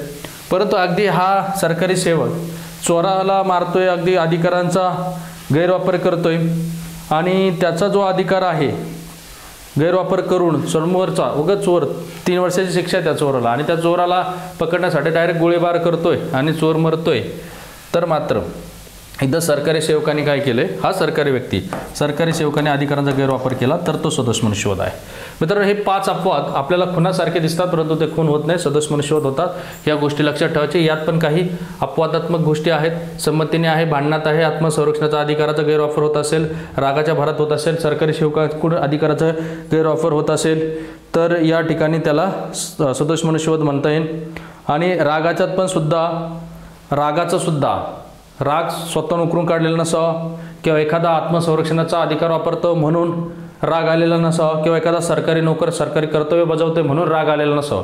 सरकारी नोकरांनी मला म्हटलं चल तुला पोलीस स्टेशनला यायचं, पोलीस स्टेशनला गाडी घे आणि मला राग आला आणि मी त्या ट्रॅफिक पोलिसाला जीव मारला तर इथं मात्र तो खून होईल. कारण तिथं सरकारी सेवक कर्तव्य बजावतोय म्हणून राग येणं हा बेकायदेशीर राग ठरतो.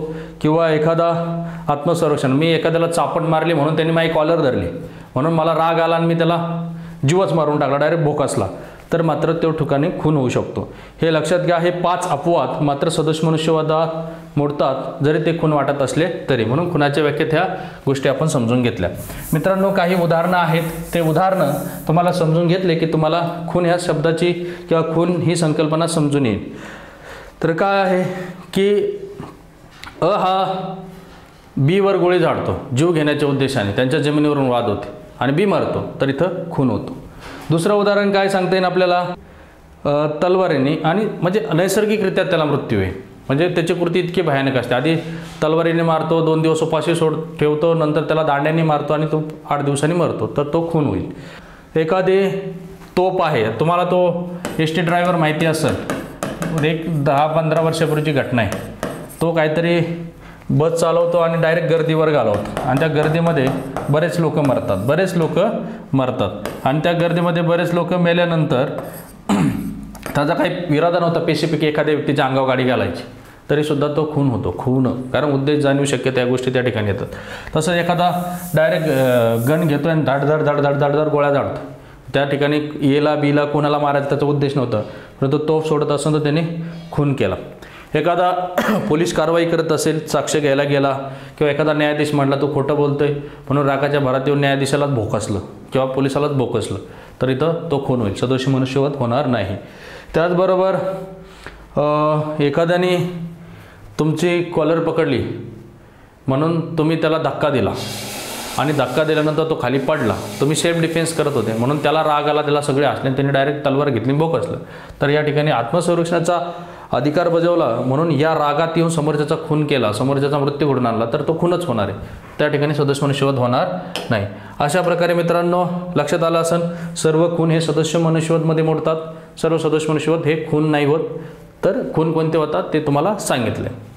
चलो, खून कोणते होतात की मुळातच हेतू असतो जीवे मारण्याचा, मृत्यू घडवून आणण्याचा, उद्देश असतो, जाणीव असते, परिणामाची शक्यता असते किंवा उद्देश जरी नसला तरी कृती इतकी भयानक असते समोरच्याचा मृत्यू घडून येतो म्हणजे क्रूर असते. किंवा आपण काय म्हणू शकतो की एखादी जखम केली जाते आणि ते जखम नैसर्गिकरित्या त्याला मृत्यू देते तर तो सुद्धा खून होतो. आणि कोणते कृती किंवा कोणते मृत्यू हे खून सदरात मोडत नाही तर संबा आरास ही ट्रिक्स लक्षात ठेवायची. मित्रांनो, तसं 100 मधली व्याख्या पाहिली सदोष मनुष्यवधाची, 101 मध्ये खुनाची व्याख्या पाहिली. अगदी आता एक ठराविक 2-4 कलम आहेत, 1 मिनिटात संपूयात आपण ते. ज्या व्यक्तीचा मृत्यू घडून आणणे उद्देशित होते त्याहून अन्य व्यक्तीचा मृत्यू घडून आणण्याने सदोष मनुष्यवध. म्हणजे उदाहरणार्थ हा पाठीमागून येतोय, समजा रागाच्या भरात झाला असेल किंवा काय झालं असेल, आता ते परिस्थितीप्रमाणे खून आणि सदोष मनुष्यवध होणार आहे मित्रांनो. म्हणजे त्याचा मूळ उद्देश जीव मारण्याचा असेल, समजा अ आणि ब जुळे भाऊ होते आणि त्याला लक्षातच आलं नाही की हे जुळे भाऊ आहेत, मग अला मारायचं होतं याला, पण हा होता घरी आणि त्याने चुकून ब ला मारला तर इथं त्याचा उद्देश फसला. उद्देश जरी फसला तरी समजा त्याला जे एला मारून जी शिक्षा होणार आहे ती शिक्षा बीला मारून होणार आहे, कारण यात एक जणाचा मृत्यू झाला ना, मग परिस्थितीप्रमाणे तो खून होईल किंवा सदोष मनुष्यवध होईल. हे एक प्रिन्सिपल या ठिकाणी 102 मध्ये सांगितलं होतं. 102 कायदा पाहणार नाही होता कोण, कायदा पाहणार नाही होता कोण, कायदा काय पाहणार, माणूस मेलाय ना तर तू ते आता याची शिक्षा भोग, ए होता का बी होता, कायदा पाहणार नाही होता कोण, तुला शिक्षा भोगावीच लागणार, परिस्थितीप्रमाणे खून सदोष मनुष्यवध या ठिकाणी असणार आहे. नंतर 103 आता खुनाबद्दल शिक्षा. आपण खुनाचा जे कलम पाहिला होता तो 101 मध्ये पाहिला, तर त्याची व्याख्या आपण पाहिली होती. मित्रांनो, या ठिकाणी आपल्याला माहिती आहे खुनाचा शिक्षा कलम आपण IPC मध्ये 302 लक्षात ठेवला, तर इथं सुद्धा हे लक्षात ठेवायचं 103 खुनाबद्दल शिक्षा, तिथं 302 होता, इथं 103 आणि याचा व्याख्या कलम 101+2 तिथं 300+2 होतं, इथं 101+2. आता मित्रांनो इथं एक नवीन ॲडिशन झालेली ही तुमच्या लक्षात असणं गरजेचं आहे. नवीन ॲडिशन काय आहे तर 103 पोट कलम 1 मध्ये हे सर्वसाधारण खुनाला शिक्षा आहे, सर्वसाधारण. मग त्याला मृत्यूदंड असेल किंवा जन्मठेप असेल आणि जन्मठेप झाला तर सोबत द्रव्यदंडही असेल. या ठिकाणी हे खून दखलपात्र आहे, अजामीन आहे, सत्र न्यायालयात चालणार आहे. परंतु हाच खून जर झुंडबळीतून झाला असेल, मॉब लिंचिंग, लक्षात घ्या 103 पोट कलम 2 त्याला झुंडबळी म्हणतो किंवा मॉब लिंचिंग. मॉब लिंचिंग पालघरच्या साधूचं प्रकरण पाहिलं असेल किंवा बऱ्याच ठिकाणी. मॉब लिंचिंग म्हणजे काय, एखादा काहीतरी धार्मिक मुद्दा असतो, भाषिक मुद्दा असतो, जातीय मुद्दा असतो किंवा एखादा जन्मस्थानाचा मुद्दा असतो, एखादा भावनिक मुद्दा असेल. म्हणजे ह्या बघा त्या ठिकाणी 5 किंवा अधिक व्यक्ती पाहिजे, 5 किंवा अधिक व्यक्ती पाहिजे. इथं 5 व्यक्ती 1 2 3 4 5 यांना काहीतरी यांच्या समाजावर काहीतरी बोलला असेल, काहीतरी झालं असेल किंवा काही तसा मेसेज गेला असेल किंवा तशी काही अफवा पसरली गेली असेल. म्हणजे 5 किंवा अधिक व्यक्ती एकत्रितपणे स्वतःच्या वंशासाठी, जातीसाठी, जन्मस्थान असेल, जमात असेल, लिंग असेल, भाषा असेल, वैयक्तिक विश्वास असेल, इतर कोणताही मुद्दा करून समोरच्याचा मृत्यू घडवणार. तसं भले की सैराट चित्रपटाचं सुद्धा उदाहरण तुम्ही या ठिकाणी घेऊ शकता. म्हणजे काहीतरी एक मॉब असतो, तो 5 किंवा 5 पेक्षा जास्त लोकांचा असतो आणि तो प्रत्येक जण व्यक्ती त्या समोरच्याचा मृत्यू घडवून आणतो. पण त्यामध्ये काय असतं, त्यांच्यामध्ये कॉमन फॅक्ट तर काहीतरी त्यांचा वंश असतो, जात असतो, जन्मस्थान असतं, जमात असतं, लिंग असते, भाषा असते किंवा वैयक्तिक विश्वास असतो किंवा इतर कोणताही मुद्दा. वैयक्तिक विश्वास म्हणजे एखाद्या व्यक्तीला ते मानत असतील, नेत्याला मानत असतील, एखाद्या धार्मिक गुरुला मानत असतील आणि त्याच्या अगेन्स्ट कोणीतरी स्टेटमेंट केले म्हणून रागाच्या भरात आले, डायरेक्ट त्याच्या घरी घुसले आणि त्याला मारूनच टाकलं. किंवा आपण पाहतो की गोमांस एखाद्याच्या घरी आहे एवढी जरी खबर मिळाली तर जे काय केलं जातं, मग त्याच्या घरात घुसतात, चेक केलं जातं, असे बरेच काही प्रकरणं घडलेत. किंवा आपण ते पालघरच्या साधूचं हे प्रकरण म्हणू शकतो. ह्या मॉब लिंचिंगचे प्रकरणं खूप सारे घडायला लागले, म्हणून या ठिकाणी झुंडबळीची तरतूद 103 पोट कलम 2 मध्ये करण्यात आलेली आहे. याला सुद्धा शिक्षा, प्रत्येकाला शिक्षा असेल, प्रत्येकाला. एक जण नुसता उभा राहिला तरी सुद्धा तो त्याला जबाबदार असणार आहे. या ठिकाणी 5 व्यक्ती पाहिजे किमान, तर त्यांना सगळ्यांना मृत्यूदंड, आजन्म कारावास किंवा 10 वर्षापेक्षा जास्त प्लस दंड या ठिकाणी शिक्षा असणार आहे, दखल असणार, अजामीन असणार, सेशन असणार. मित्रांनो आता इथले काही महत्त्वाचे खटले या ठिकाणी आपण घेतलेत. खटले का घेतलेत, कारण हा जो कलम आहे याला मृत्यूदंडाची शिक्षा आहे 103 ला. मृत्यूदंडाची शिक्षा ही कायद्याच्या चौकटीत आहे का, तर या अनुषंगाने काही खटले आहेत. आता केहार सिंग वर्सेस दिल्ली प्रशासन 1988. आता केहार सिंग, बेयाद सिंग माहिती असेल तुम्हाला, इंदिरा गांधींची हत्या केली होती आणि इंदिरा गांधींची हत्या म्हणजे केली. आता त्यांना मृत्यूदंडाची शिक्षा ही अपवादात्मक परिस्थितीत दिली जाते, परंतु यांना कोणती शिक्षा द्यावी, आजन्म कारावास द्यावी का मृत्यूदंड द्यावी. तर ह्या खटल्यात सांगितलं होतं यांना मृत्यूदंड द्या. का मृत्यूदंड द्या, कारण यांना मृत्यूदंड देणं हे योग्यच आहे, कारण हे विश्वासू पदावरील व्यक्ती होते. विश्वासू पदावरील, विश्वासू म्हणजे ते बॉडीगार्ड होते आणि एखादा विश्वासू पदावरील व्यक्ती विश्वासघात करून त्या समोरच्या व्यक्तीला काय करतोय, क्रूर पद्धतीने मारतोय. म्हणजे खूप साऱ्या गोळ्या झाडल्या होत्या, फार इंदिरा गांधीजींच्या शरीराची चाळण झाली होती, म्हणून यांना मृत्यूदंडाची शिक्षा. तो खटला. नंतर गोपाळ विनायक गोडसे वर्सेस महाराष्ट्र 1961, म्हणजे महात्मा गांधीजींच्या संबंधितला हा खटला आहे. त्यांचे जे आरोपी असतील त्या ठिकाणी सुद्धा त्यांचा जो आजन्म कारावास असेल की तो काय असेल तर नैसर्गिक द्याव असेल, म्हणजे मरेपर्यंत जेलमध्ये सडायचं त्यांनी, त्याला काही बाहेर पॅरल बेरल तसलं म्हणजे बाहेर त्याला सोडायचं नाही, त्याची शिक्षा कमी करायची नाही. आता जुमन खान वर्सेस उत्तर प्रदेश. जुमन खान वर्सेस उत्तर प्रदेश हा 1991चा खटला आहे. फाशी राज्यघटनेच्या कलम 14 1921 प्रमाणेच योग्य आहे. राज्यघटनेचा कलम 14 म्हणजे घटनेसमोर कायद्यासमोर सगळे समान. 19 म्हणजे ते 6 स्वातंत्र्य सगळ्यांना माहिती. 21 म्हणजे personal liberty and life protection, व्यक्तिगत जीवनाचा अधिकार आणि जीवनाचा संरक्षणाचा अधिकार आणि व्यक्तिगत पर्सनल लिबर्टी, व्यक्तिगत स्वातंत्र्य. तर या अनुषंगाने फाशी देणं हे योग्यच आहे असं ह्या खटल्यामध्ये सांगितलं. जुमन खान वर्सेस उत्तर प्रदेश 1991. नंतर पुढचा खटला आहे दीनदयाळ केस 1983चा. फाशीची शिक्षा मानवीय आहे, म्हणजे ते मनुष्य मानवीय आहे असं उत्तर दिलेलं आहे. काही काय म्हणतात ते अमानवीय आहे, अशोभनीय आहे. अमानवीय म्हणजे ते न शोभणारं आहे, परत ही मानवीय आहे असं या ठिकाणी दीनदयाळ केसमध्ये 1983च्या खटल्यामध्ये सांगितलं. मित्रांनो आपण असेच खटले घेणार आहोत किंवा घेत आहोत की जे परीक्षेला विचारात घेतले जातील. फाशीच्या शिक्षेच्या बाबत हे खटले येतात म्हणून घेतले. बच्चन सिंग केस हा खटला डायरेक्ट PSI ला पण आलेला होता. 1980चा खटला आहे. फाशीची शिक्षा अपवादात्मक असली पाहिजे. अपवादात्मक म्हणजे फाशीची शिक्षा आहे 302 किंवा आताचा 103 मध्ये मृत्यूदंड शिक्षेची तरतूद केलेली आहे.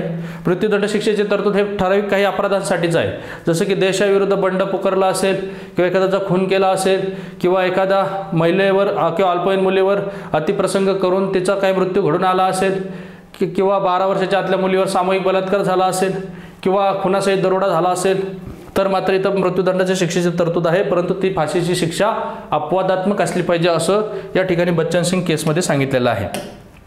मित्रांनो 104 आता जन्मठेप कायद्याने केलेल्या खुनाबद्दल शिक्षा, याला मात्र शिक्षा मृत्यूदंडच होणार आहे हे लक्षात घ्या, किंवा जन्मठेप मरेपर्यंत. आधीची जन्मठेप तुम्ही म्हणता आधी जन्मठेप होती परत जन्मठेप.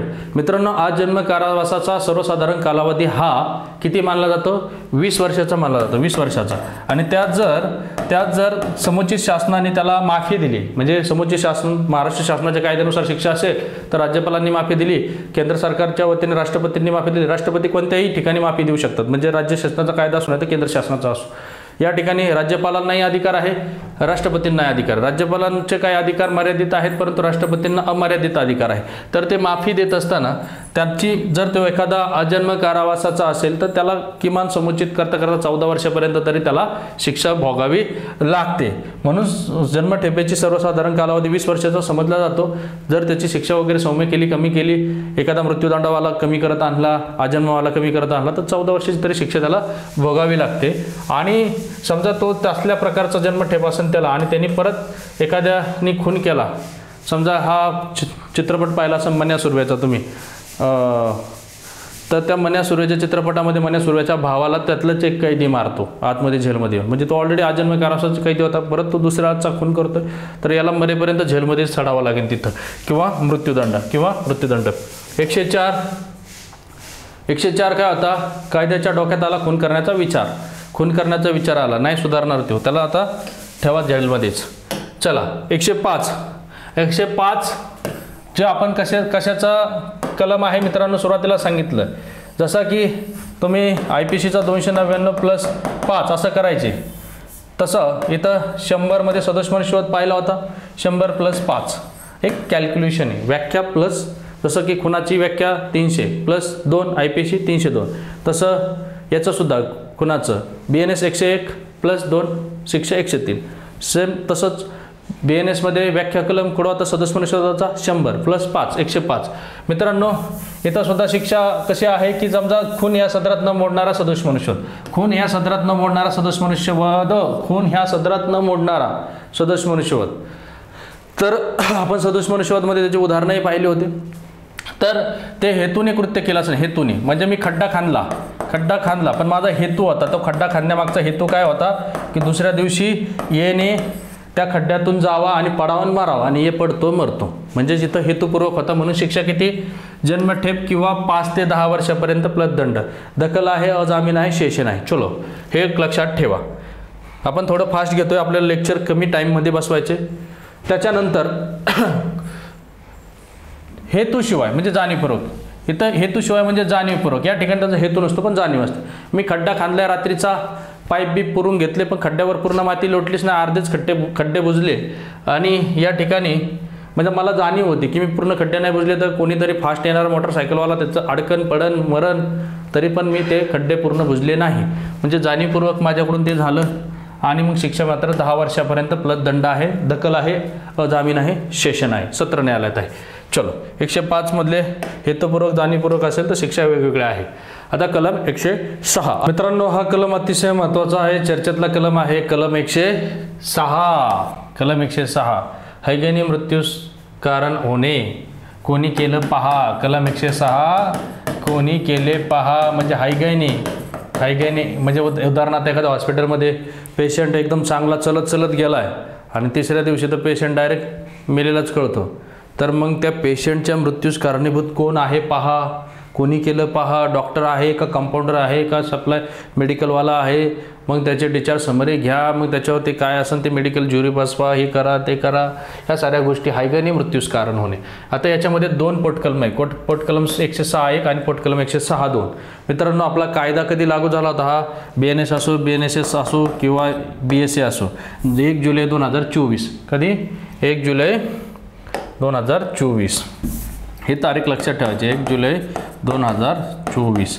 आता ही तारीख मी मुद्दामून सांगणार आहे कारण यातला पोट कलम 2 हा थोडासा चर्चेतला थोडासा वादात्मक कलम होता आणि तो सरकारला म्हणजे कायदा लागू करण्यापूर्वी हा कलम मात्र सस्पेंड केलेला आहे सरकारने. कोणता? 106(2). पुढच्या स्लाईडवर आहे तो दाखवणार आहे. हा मात्र सस्पेंड आहे, तो मात्र लागू केलेला नाही, तो गैरलागू आहे. तर इथं पहा 106(1) म्हणजे इथं हायगाईने मृत्यूस कारण होणे. आता हा मृत्यू सदोष मनुष्यवध नसलेला मृत्यू लक्षात घ्या. Culpable not amounting culpable homicide म्हणजे कल्पेबल होमिसाइड नसलेला मृत्यू आहे. म्हणजे या ठिकाणी सदोष मनुष्यवध नसलेला मृत्यू. इथं काय होतं? हायगाईनी करतोय. आता इथं हे 2 दृश्य आहेत, त्याच्यामध्ये एकाच्यात दाखवलं आहे की जो मोटर चालवणारा आहे याच्या पुढं एक मोटरसायकलवाला सायकलवाले तो मरतो चिरडतो. तर हा स्वतः जो कारवाला आहे तो कारवाला ड्रायव्हर उतरतो, पोलिसांना फोन लावतो किंवा दंडाधिकाऱ्यांना फोन लावतो की माझ्याकडून अशी कृती झाली. तर म्हणून त्याने फोन लावला, त्याने त्याची कृती सांगितली. तर समोरच्या व्यक्ती जगला नसेल, मेलाही असेल आणि मात्र त्याचा प्रयत्न झाला. त्याने फोन लावत होता कोणाला? पोलीस असेल किंवा मॅजिस्ट्रेट असेल. तर मात्र याला शिक्षा कमी आहे. किती आहे? 5 वर्षापर्यंत कारावास प्लस दंड आहे. आणि दखल आहे पण जामीन आहे. दखल आहे, जामीन आहे. दखल आहे व जामीन पण आहे. परंतु हे जर डॉक्टरकडून झालं तर डॉक्टरला शिक्षा मात्र कमी आहे. 2 वर्षापर्यंत प्लस दंड आहे. दखल आहे, जामीन आहे. डॉक्टरकडून काय झालंय? पेशंट चलत चलत हॉस्पिटलमध्ये गेलाय, पेशंटचं दुखत होतं डोक्यात आणि डॉक्टरने केले उपचार पोटात आणि त्याचं लिव्हर फुगलं, पेशंट मेला. म्हणजे औषधांचे साईड उपचार झाले असेल, डॉक्टरांनी काही वेगळेच औषधं दिली असेल किंवा डॉक्टरनी निग्लिजन्स केला असेल, डॉक्टरनी त्याला वेळेवर औषध उपचार केले नसेल. या डॉक्टरच्या हलगर्जीपणामुळे काय झालं? तो पेशंट दगावला म्हणून त्या डॉक्टरला शिक्षा आहे 2 वर्षापर्यंत प्लस दंड. इथं मेडिकल ज्युरीचा संबंध आहे. मित्रांनो, ह्या डॉक्टरसुद्धा कसा असला पाहिजे? इंडियन मेडिकल रजिस्टर किंवा महाराष्ट्र मेडिकल रजिस्टरचा नोंदणीकृत डॉक्टर असला पाहिजे. ओके, चलो. नाही तर दुसरा असेल तर मग त्याला वेगळी शिक्षा. तर 106 पोट कलम 2 हा चर्चेत आला. खूप साऱ्या ट्रक चालकांनी, वाहन चालकांनी, ट्रान्सपोर्टवाल्यांनी आंदोलन केलं, मोर्चे काढले, संप केलं. म्हणून हा कलम लागू नाही आहे, गैरलागू आहे. सध्या लागू नाही आहे, गैरलागू आहे. पण तो तरी चर्चेतला आहे, येऊ शकतो. इथं काय होतं? पहिला कारवाला काय करायचा? थांबायचा, फोन करायचा पोलिसांना, मॅजिस्ट्रेटला. इथं मात्र हा हिट अँड रनची केस आहे. हिट अँड रन म्हणतो आपण त्याला, म्हणजे धडकवतो आणि पळून जातो. थांबला तर हिट अँड रन म्हणता येणार नाही. इथं हिट करतो आणि रन, पळून जातो. मग मात्र इथं तो पोलिसांनाही फोन करत नाही, मॅजिस्ट्रेटलाही फोन करत नाही. म्हणून त्याची शिक्षा त्याला डबल केली. 5 वर्षाच्या ऐवजी 10 वर्षापर्यंत व दंड. शिवाय हा अजामीन आहे, लक्षात घ्या. शिवाय दखल व अजामीन आहे. म्हणून हा कलम कुठंतरी ट्रक चालकांना धोकादायक वाटत होता. ट्रक चालकमध्ये जे वाहन चालक आहेत किंवा जे ड्रायव्हर आहेत ते सगळे मिडल क्लासवाले आहेत. पोटा म्हणजे हातावर पोट असणारे लोक आहेत. आणि अशा लोकांना काय होतं? ज्यावेळेस त्यांच्याकडून खूप पूर्ण देशात त्यांना ट्रान्सपोर्ट करायचं असतं आणि त्यांच्याकडून एखादा व्यक्ती मेला तर त्यांनी थांबायचं, पोलिसांना फोन करायचा, मॅजिस्ट्रेटला फोन करायचा. तर ह्या अशा प्रसंगात पब्लिक चिडलेली असते, रागात असते. पब्लिक त्यांना मारू शकते, हाणू शकते, ट्रक जाळू शकते, ट्रकमधील लाखोच्या मालाचं नुकसान करू शकतं. म्हणून हा कुठंतरी कलम इथं आम्ही थांबलो नाही किंवा पोलिसांना फोन केला नाही, मॅजिस्ट्रेटला फोन केला नाही, फक्त ह्या कारणामुळे आम्हाला जर डबल शिक्षा होत असेल तर हा कुठंतरी ही तरतूद आमच्यासाठी अन्यायकारक आहे. ही भावना डोक्यात घेऊन ह्या ट्रक चालकांनी संप केला होता. म्हणून केंद्रीय मंत्री, गृहमंत्री असतील, अमित शहा जे असतील किंवा हे असतील, त्यांना ते कलम गैरलागू करावं लागलं. आत्ता तरी 106 पोट कलम 2. म्हणजे असाही आयोगाचा प्रश्न राहू शकतो की कोणता कलम सध्याच्याला लागू नाही. तर 106 पोट कलम 2 का लागू नाही? त्याचं कारण होतं की इथं हिट अँड रनच्या केसमध्ये तो थांबला नाही, पोलिसांना फोन केला नसेल, दंडाधिकारी फोन केला नसेल. फक्त ह्या कारणावरून त्याला 106(1) ची शिक्षाच्या ऐवजी डबल शिक्षा होते आणि अजामीन अपराध ठरतो. म्हणून त्याला विरोध झाला. असो मित्रांनो, कलम 107 बालकाच्या किंवा मानसिक आजारी व्यक्तीच्या आत्महत्येला अपप्रेरणा देणे. आता इथं आत्महत्या चितवणी देणे, परंतु तो बालक असेल, मानसिक रुग्ण असेल, 18 वर्षाच्या आतला बालिका असेल किंवा नशेतील व्यक्ती असेल तर त्या समोरच्या आरोपी व्यक्तीला मृत्यूदंड, जन्मठेप किंवा 10 वर्षापर्यंत कारावास दंड आहे. दखल आहे, अजामीन आहे, सेशनमध्ये आहे. आतापर्यंत जेवढे अपराध बघितले ते. चलो 108 आता याच्यामध्ये मात्र आत्महत्येला प्रेरणा दिली जाते. मात्र जो आत्महत्या करणारा व्यक्ती आहे तो सज्ञान असतो, करणारा सज्ञान. म्हणून याला शिक्षा. हे सुद्धा त्याला सुद्धा 10 वर्षापर्यंत कारावास दंड शेषाने दखल जामीन आहे. इथं मात्र अशा प्रकारे मी का हे घेतलं सगळ्या गोष्टी, कारण इथं सगळ्या ठिकाणी मृत्यू घडतोय. काय घडतोय? मृत्यू. आता हा कलम 80 प्रकरण 5 मधला आहे. प्रकरण 5 मधला, प्रकरण 5 हा महिला आणि बालकांच्या संबंधित आहे. सगळ्यांना माहिती आहे. 63 ते 99 महिला आणि बालकाच्या संबंधित आहे. तर ते प्रकरण 5 मधला कलम जरी असला तरी इथं मृत्यू घडतो म्हणून हुंडाबळी होतो. तर हा सुद्धा एक प्रकारे काय आहे, इथं सुद्धा शिक्षा काय. हुंडाबळी म्हणजे काय मित्रांनो, त्याच्यातच आपण व्याख्या पाहिली. कलम 80 घडवला मृत्यू, मागितली होती अंगठी, मागितली होती सोन्याची अंगठी. जावई बापूला लग्न सोन्याची अंगठीच भेटली नाही म्हणून जावई बापूंनी किंवा जावईच्या नातेवाईकांनी काय केलं, तिला अंगठी मागोमागो त्रास दिला आणि म्हणून तिने आत्महत्या केली असेल किंवा तिने उडी मारली असेल, म्हणजे अनैसर्गिक मृत्यू झाला असेल, तर तो सुद्धा हुंडाबळी आहे. किंवा 7 वर्षाचा जन्म कारावास दंड आहे, दखल आहे, सेशन आहे, अजामीन आहे. आणि शिवाय इथं मात्र तिचं लग्न झाल्यानंतर 7 वर्षाच्या आतला मृत्यू असावा लागतो. तिला त्याच्या आधी हुंड्याची मागणी झालेली असावी लागते आणि तिच्या सासरचा कोणताही व्यक्तीचा तिला तसा त्रास झालेला असावा लागतो, तेव्हा त्याला हुंडाबळी म्हटलं जातं. तर मित्रांनो, आता आपण पाहिले आहे की मृत्यू, तो मृत्यू लॉफुली का अनलॉफुली. तो होमिसाईडमध्ये लॉफुली होमिसाईड, अनलॉफुली होमिसाईड. अनलॉफुली होमिसाईडमध्ये आपण कल्पेबल होमिसाईड किंवा कल्पेबल होमिसाइडिंग नॉट अमाउंटिंग मर्डर, म्हणजे मर्डर नसलेला सुद्धा कल्पेबल होमिसाइड पाहिला, मर्डर असलेला सुद्धा कल्पेबल होमिसाइड पाहिला. त्याचबरोबर इतर मृत्यू पाहिले, अपघातातून होणारे मृत्यू पाहिले, आत्महत्येच्या चितवणीतून देणारे मृत्यू पाहिले, त्याचबरोबर हुंडाबळीतले पण मृत्यू पाहिले. आपण आता मृत्यूचे जवळजवळ सगळ्याच्या ठिकाणी पाहण्याचा प्रयत्न केला. सदोष मनुष्यवध म्हणजे काय, हे आयोगाचे प्रश्न आहेत, मागचे प्रश्न आहेत, 2 मिनिटात संपून टाकणार आहे. आयोगाच्या आतापर्यंत आलेले प्रश्न सुद्धा आपण या ठिकाणी झालेल्या घटकाच्या खाली लगेच घेतो. सदोष मनुष्यवध म्हणजे काय, कमेंटमध्ये लगेच उत्तर द्या. चला, मरणास कारण व्हावे या उद्देशाने कृती करणे, बरोबर आहे, उद्देश असतोच. मृत्यूची शक्यता आहे अशा प्रकारे शारीरिक इजा करणे, बरोबर आहे. मी सांगितलं तुम्हाला 3 फक्त, उद्देश, जाणीव किंवा संभावना म्हणू आणि परिणामाची शक्यता, हे कीवर्ड्स लक्षात ठेवायचे. माहिती असणं म्हणजेच काय, सदोष मनुष्यवध. आता हे खुनात पण येणार मित्रांनो, कारण सर्व प्रकारचे खून हे सदोष मनुष्यवधात मोडतात. म्हणजे सदोष मनुष्यवधाची जी व्याख्या होती ती खुनाची सुद्धा होऊ शकते. ओके, फक्त काय होतं की सर्व सदोष मनुष्यवध खूनमध्ये मोडणार नाही, हे पण लक्षात ठेवायचं. म्हणजे अ आणि ब दोन्ही बरोबर आहेत. मरणास कारण व्हावे या उद्देशाने कृती, मृत्यूची शक्यता आहे अशा प्रकारे शारीरिक इजा. चला, सदोष मनुष्यवध समजला. नंतर पुढं, भारतीय दंडसंहिता 1860 अन्वये खाली दिलेल्या विधानाचे परीक्षण करा. एखाद्या व्यक्तीच्या शारीरिक इजा करून त्याद्वारे त्याचा मृत्यू होण्याचा वेग वाढवून मृत्यू घडवून आणणे हा सदोष मनुष्यवध आहे. आता तुम्ही म्हणा सर, हे तुम्ही तर खुनाच्या व्याख्यात पण शिकवलं होतं आम्हाला, खुनाच्या, की तुम्ही एखाद्या व्यक्तीचा काहीतरी असा इजा करणं की नैसर्गिक क्रमाप्रमाणे त्याचा मृत्यू होणं. पण मित्रांनो, खून हा छोटा सर्कल आहे, सदोष मनुष्यवध मोठा सर्कल आहे, मग ते सुद्धा वाक्य बरोबर आहे. चलो, आईच्या गर्भातील भ्रूणाचा मृत्यू घडवण्याचा मनुष्यवध म्हणतात. आता आईच्या गर्भातील भ्रूणाचा मृत्यू म्हणजे काय, की इथं शरीराच्या बाहेर काढले का, त्याला शरीराच्या बाहेर काढलं तर सदोष मनुष्यवध. म्हणजे त्या गर्भाचा जीवाचा एखादा भाग शरीराच्या बाहेर काढला असेल, त्यांनी श्वासोश्वास केलेला असो नसो, त्याची वाढ झालेली असो नसो, तर तो सदोष मनुष्यवध मोडेल. इथं मात्र कुठेही उल्लेख नाही शरीराच्या बाहेर काढल्याचा, म्हणजे आईच्या गर्भातील भ्रूणाचा मृत्यू ही भ्रूण हत्या होईल, या ठिकाणी मनुष्यवध होणार नाही, म्हणून हे वाक्य चुकीचं ठरेल. हे वाक्य चुकीचं ठरेल. पहिलं वाक्य काय, एखाद्या व्यक्तीला शारीरिक इजा करून त्याद्वारे त्याचा मृत्यू होण्याचा वेग वाढवून मृत्यू घडवून आणणे म्हणजे सदोष मनुष्यवध. आपण खुना त्याचं वाचू शकतो आणि खून म्हणजे सर्व खून हे सदोष मनुष्यवधमध्ये मोडतात, म्हणून अ बरोबर येईन, ब चूक येईन, लक्षात घ्या. चला, पुढचं थोडं फास्ट घेतोय, प्रश्न समजून घ्या, व्हिडिओ स्लो करा, नाहीतर पॉज करा, स्क्रीनशॉट घ्या. जो कोणी खून करतो या शिक्षेस पात्र असतो. आता इथं मात्र हा प्रश्न खूप तुम्हाला गुगली टाकणार आहे, तुम्ही फक्त याला टिक करून टाकता, याला नाही टिक करायचं, लक्षात घ्या, याला टिक करायचं.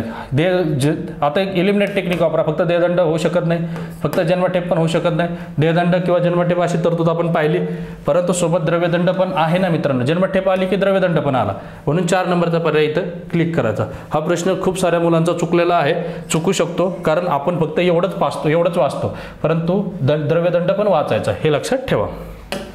पुढं, हा झचा जीव घेण्याच्या इराद्याने अशा प्रकारे त्यावर बंदूक झाडतो की त्यामुळे त्यांचा जीव गेला असता म्हणजे जीव गेलेला नाहीये आणि अने खून केल्याचा गुन्हा झाला असता भविष्यातली क्रिया आहे पण झालेला नाही जर तरची भाषा तर कोणत्या अपराधाबद्दल शिक्षेस पात्र आहे. फक्त इथं उद्देश आहे त्याचा परंतु ते कृती सक्सेस झालेली नाही. एखादा अपराध करण्यासाठी काय केलं जातं डोक्यात विचार यावा लागतात त्याचा उद्देश ठरावा लागतो त्याच्या अनुषंगाने पूर्वतयारी असते मग प्रयत्न असतो मग कृती असते मग ती कृती सक्सेस ठरली तर अपराध ठरतो नाही कृती सक्सेस ठरली तर अपराधाचा प्रयत्न ठरतो. या ठिकाणी खुनाचा प्रयत्न म्हणून काय खुनाचा प्रयत्न या ठिकाणी खून होणार नाही. इथं उद्देश आहे मित्रांनो. तिथं सदोष मनुष्यवधाचा पण प्रयत्न म्हणता आला असता परंतु इथं मात्र बंदूक झाडतो की त्याचा जीव गेला असता म्हणजे इथं मुळातच त्याला जीवे मारण्याचा हेतू असतो म्हणून ह्या खून या सत्रात मोडत लक्षात घ्या. चलो पुढं खाली विधाने काळजीपूर्वक वाचा. सर्व हत्या सदोष मनुष्यवध असतात परंतु सर्व सदोष मनुष्यवध हत्या नसतात. हत्या म्हणजे काय खून मी सुरुवातीला सांगितलं खून हा छोटा सर्कल आहे सदोष मनुष्यवध हा मोठा सर्कल आहे. म्हणजे मी जे सांगितलं होतं ते आलं इथं. सर्व हत्या सदोष मनुष्यवध असतात परंतु सर्व सदोषवध मनुष्यवध हत्या नसतात. हे वाक्य बरोबर आहे. सर्व हत्या सर्व खून हे सदोष मनुष्यवध आहे सर्व सदोष मनुष्य हत्या नाही म्हणजे इकडचा भाग येतोय का इकडचा भाग इकडे येतच नाही. नंतर भारतीय दंडसंहिता 1860च्या कलम 231-33 मध्ये खून आणि मनुष्यवधाचा संबंध आहे. आता IPC तुम्हाला राहिलेलं नाही जुने विद्यार्थी त्यांना कळेल हे 231 आणि 233 हे भारतीय नाणे आणि चलनी नाण्याच्या संबंधित कलम आहे त्याच्यामुळे तो येणार नाही. इथं फक्त अविधान बरोबर आहे ब हे चूक आहे. काय करायचं बरोबर वाक्य विचारलं बरोबर. चलो पुढचं भारतीय दंडसंहिता 1860च्या तरतुदीन्वये खालीलपैकी कोणते विधान बरोबर आहे. कोणते विधान बरोबर आहे आपल्याला बरोबर विचारलं की चूक ते लक्षात घ्या. प्रत्येक मृत्यू हा खून नसतो बरोबर आहे. प्रत्येक मृत्यू हा खून नसतो काही आत्महत्या असतात मी जे आता सगळेच मृत्यू तुम्हाला शिकवले तुमच्या लक्षात आलं असेल. प्रत्येक मृत्यू हा खून नसतो. जे शिकवले तेच तुम्हाला आयोगाने विचारलेलं आहे आणि पुढे आयोग विचारणार आहे. आयोगाचे प्रश्न सुद्धा या ठिकाणी घेणार आहोत आणि खूप साऱ्या प्रश्नांचा सराव सुद्धा आपण या ठिकाणी घेणार आहोत. अपघातामध्ये गुन्हेगार हेतू उपस्थित नसतो. आता अपघातामध्ये गुन्हेगार हेतू उपस्थित नसतो बरोबर आहे ना. अपघाताने कृत्य जर अपघातामध्ये गुन्हेगार हेतू उपस्थित असेल तर मग त्याला अपराध म्हणता येईल. अपघात म्हणजे मी तुम्हाला सांगितलंय कलम 18 वापरायची नाही. बेकायदेशीर खटारा जुनी खटारा म्हणजे इथं अपघातामध्ये सगळे कायदेशीर मार्ग असतात इथं कोणालाही उद्देश जाणीव नसते म्हणून हे पण बरोबर आहे. अपघातामध्ये गुन्हेगार हेतू उपस्थित नसतो. भारतीय दंडसंहिता 1860 1 जानेवारी 1862 लागू झाला बरोबर आहे. हे तिन्ही वाक्य बरोबर आहे. चौथा काय भारतीय दंडसंहिता 1860च्या कलम 84 अंतर्गत वेडेपणा हे संरक्षण नाही. वेडेपणाला संरक्षण आहे हा इथं 84 आहे कुठं IPC मध्ये. आता BNS मध्ये त्याचा प्रश्न आला तर 22 आहे. येडा 22 सिंग कसं लक्षात ठेवायचं वेडा 22 सिंग असं लक्षात ठेवायचं. चलो आता म्हणजे अ ब क 3 पर्याय 2 अ ब क बरोबर अ ब आणि क. इथं 1 जानेवारी 1862 आता तुम्हाला BNSची तारीख विचारली जाऊ शकते तर 1 जुलै लक्षात घ्या 1 जुलै 2024 म्हणजे रिलेट करायचा नवीन कायदा जुना कायदा रिलेट करायचा. असं म्हणायचं नाही की मला IPC नव्हतं म्हणजे असा प्रश्न येणार नाही. IPC कधी लागू झाला तसा BNS कधी लागू झाला असा प्रश्न येऊ शकतो आपल्याला. चलो आता हा 2023चा म्हणजे गेल्या वर्षीचा प्रश्न आहे मित्रांनो. हा महत्त्वाचा प्रश्न आहे. जर गंभीर आणि अचानक चेतावणी यामुळे गंभीर आणि अचानक त्याला इंग्लिशमध्ये काय म्हणतात अंडर ग्रेव्ह अँड सडन प्रोव्होकेशन इथं दिलंय अंडर ग्रेव्ह अँड सडन प्रोव्होकेशन हा शब्द खूप महत्त्वाचा आहे.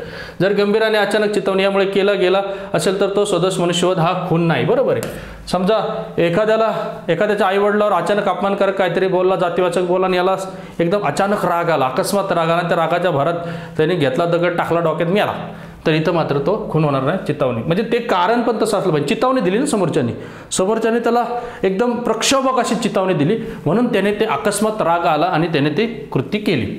हे वाक्य बरोबर आहे. खून या सदरात न मोडणाऱ्या सदोष मनुष्यवधाबद्दल आजीवन कारावास किंवा 10 वर्षाच्या कारावासाची शिक्षा आहे हे पण वाक्य बरोबर आहे. ऑलरेडी आपण मगाशीच पाहिले खून या सदरात न मोडणाऱ्या सदोष मनुष्यवधाची शिक्षा बघितली आपण आणि कुणाला शिक्षा काय मृत्यूदंड किंवा आजीवन प्लस द्रव्यदंड म्हणजे हे दोन्ही विधाने बरोबर आहेत.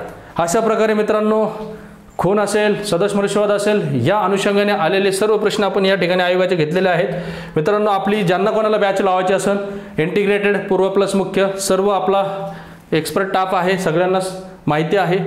तर ही आता इंटिग्रेटेड बॅच 14 तारखेपासून चालू झालेली आहे. ते तुम्ही पाहायला सुरुवात करा. जाहिरात येणारच आहे परीक्षा होणारच आहे.